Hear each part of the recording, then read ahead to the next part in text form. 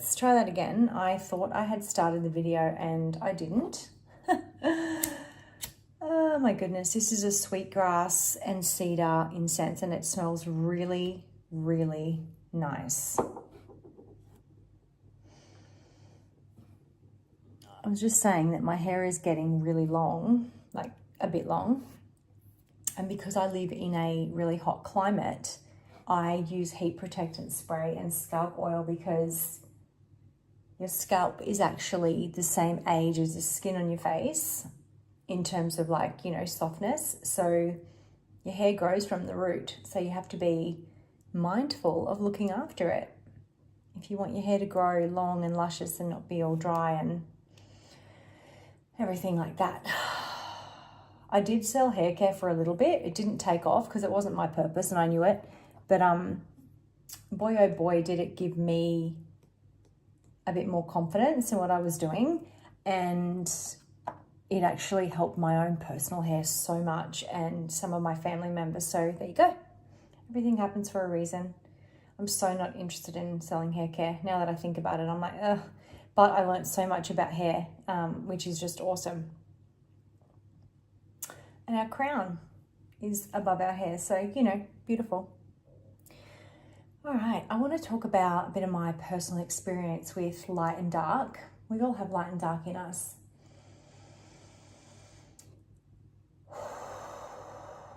Sometimes when you're in a really good place in life, or you're really excited, or you're like wanting something new, like you're really desperately wanting something new,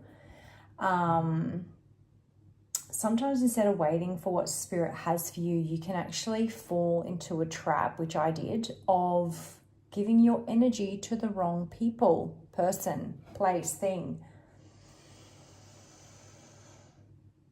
So 5 years ago, I was doing like this nutrition course. I'd just done my Reiki course certification, and it was, you know, COVID. So I was a bit bored, and, you know, you couldn't really go out as much as you wanted to and stuff like that. I'd sunbake in the yard. So I got a really nice tan. I didn't have kids then, and I was going to the gym as much as I could, and all that, and doing home workouts. I had weight stuff at home. And I was living in a smaller town than I am now, and it was, I was a bit bored actually, and I was single.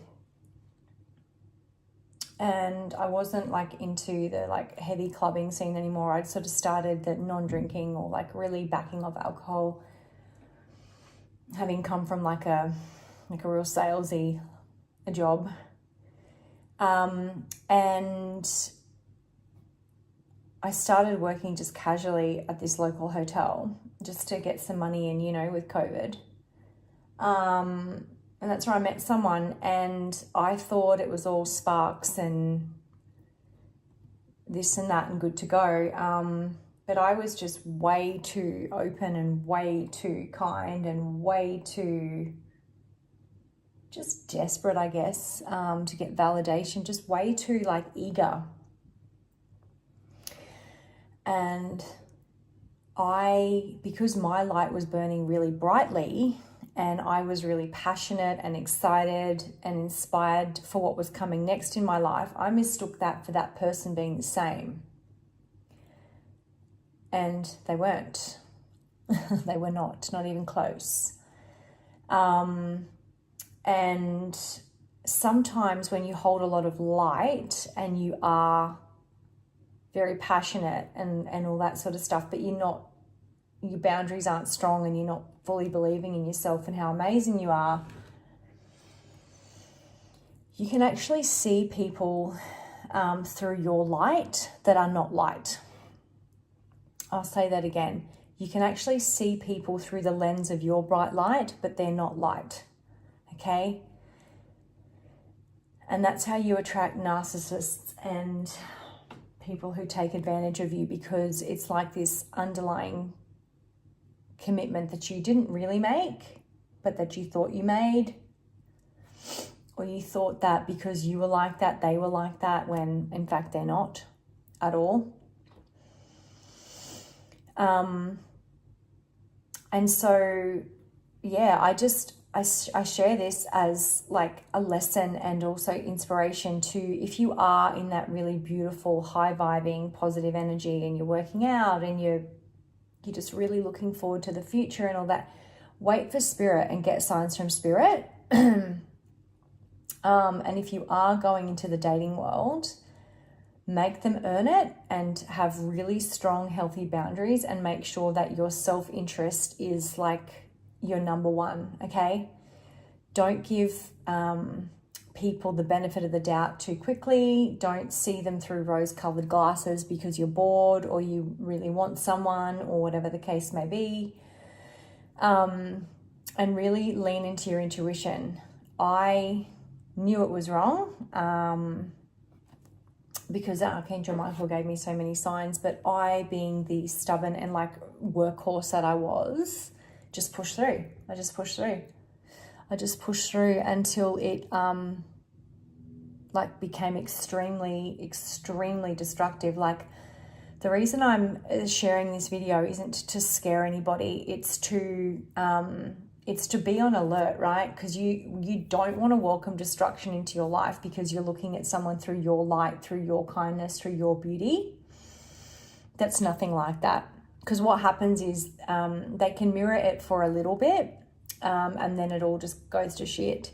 And when you're in like such a good space like that and you're really trying hard to work towards something wonderful in your future, you don't want to be inviting destruction into your life. And I'm telling you this, please don't do it. If even the slightest thing feels off, don't do it. And I don't mean like, you've had a bad day with someone or like, whatever. I don't mean that at all. I mean like when you know very well that something is off, don't continue to pursue it. You must exit. Okay? Doesn't matter where you are in it. Like, even if you're a couple of weeks in, couple of months in, like, it doesn't matter if they've taken you for a weekend away or whatever it is, they've bought you something. It doesn't matter. You need to leave. And you need to leave before it gets worse, because I can tell you the longer you stay, the worse it will get. So it's a really loving message to like really focus on yourself and be really honest with yourself and be like, am I just bored? Am I trying to get someone to validate me? Because that is how you open up to narcissistic energy and emotional abuse. Because people see you, as harsh as this is, okay, but I've been there, they see you as an easy target. They see healers as people who are like endlessly forgiving, unconditionally loving, which we are, right? Without boundaries. And you don't want to be that. You want to be a dark empath who knows how to step into their shadow if they need to and whoop someone's ass. And then come back into your light, but from a place where you're number one, like where you call the shots, where it's for your highest good, not where someone's taking you for a ride. And if you've been through that, I'm sending you so much love, because holy fuck do I know. And if you're in a situation where you think that might be happening and it's early days, get out. Get out. Get out now.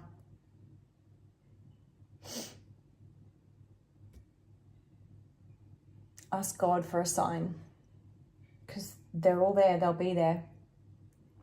There's this channel that I follow, and her name is, her channel name is Magnetize Yourself, actually. And she's really amazing because she tells you the difference between soul contracts, soul connections, soul ties, and soulmates. And I thought this person was like my absolute like soul connection, soulmate, forever person. But it was just a soul tie. It was a energy being projected from a very strong place from both of us, but where there was absolutely zero common ground, zero common morals and values and honesty. And that's the base of a relationship. And when you don't have that, you don't have anything. It doesn't matter if you think they're really attractive, or you think you've got a really strong bond. You don't, okay? It's been proven that a trauma bond is like something, don't quote me on it, but it's like 20 times stronger than heroin or something to kick, right? So just be really aware of that, because true love is not going to send you on an emotional roller coaster of extreme highs and extreme lows. And that will actually like do damage to your body, to your health, to your wealth, all of that. So please believe in yourself, and please stay away from those types of people. And the higher you vibrate and the more you heal, the more you'll clear your energy, and the more that you will be able to read the signs, okay? And you won't even attract those people. So lots and lots and lots of love and light, calling in Archangel Michael's protection to like clear that space for us. One Joyful Abundance card. I love these cards so much. They are really, really just uplifting and beautiful and pretty, and just the colors on them are so light, like they're pastel, and I love pastel colors, like super beautiful, and they come in like a beautiful purple box. That's another thing you can call in for the protection is the violet flame.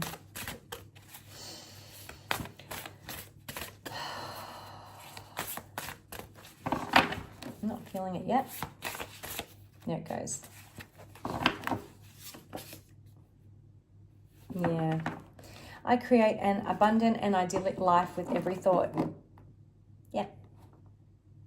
So you want a life like full of, you know, light and love and peace, and yeah, we've got shadow, definitely, and you need to step into your shadow sometimes.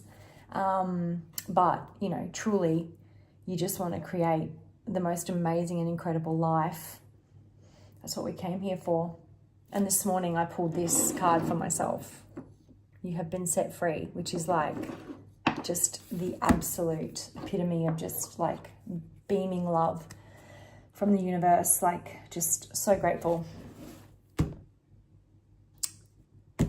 Be the light, but don't see other people through your light if they're not. Use your discernment, have boundaries, make them earn it. Proceed, don't be afraid, but don't be afraid to cut them out either if they show you the wrong side to them, and do it quickly. All right, have a wonderful day, lots of love, and peace out.